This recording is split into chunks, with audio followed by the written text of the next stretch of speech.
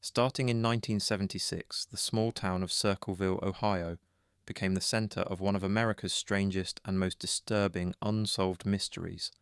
when residents began receiving anonymous letters detailing their personal lives, secrets, and sins. But the situation escalated when the letters specifically targeted Mary Gillespie Powell and her family, accusing her of an affair with the local school superintendent, threatening her, her husband, and eventually the lives of others in her circle, all while the author remained unknown, untraceable, and chillingly precise in their knowledge. Over the years, the letters became increasingly aggressive, containing warnings, threats, and even references to planned murders, with one letter instructing Mary's husband to drive off the road in a booby-trapped truck that exploded but miraculously did not kill him, heightening the fear and suspicion in the town and raising questions about who could possess such intimate knowledge of the family's lives while remaining completely hidden. Authorities investigated extensively, arresting one man, Paul Freshour, Mary's brother-in-law, in 1983, believing him to be the author,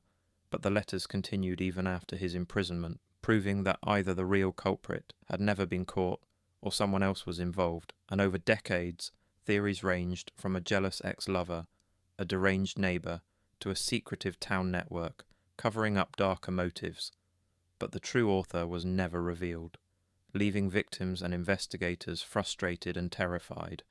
as the letters disappeared and reappeared intermittently over the years, taunting the family and the town, creating an almost supernatural sense of surveillance and control over their lives. The Circleville letters case became notorious for the combination of obsession, secrecy, and violence, illustrating how fear can be weaponized, how anonymity can give power to someone who thrives on manipulation, and how small towns can hide the darkest mysteries in plain sight, leaving communities and generations haunted, wondering who was behind the letters, why they targeted the Gillespies, and whether the truth, like the letters themselves, would ever be revealed. A chilling reminder that sometimes the most terrifying monsters are unseen, writing in silence, and that human obsession can linger for decades, unresolved and unsolved, leaving only fear, suspicion, and questions that may never be answered.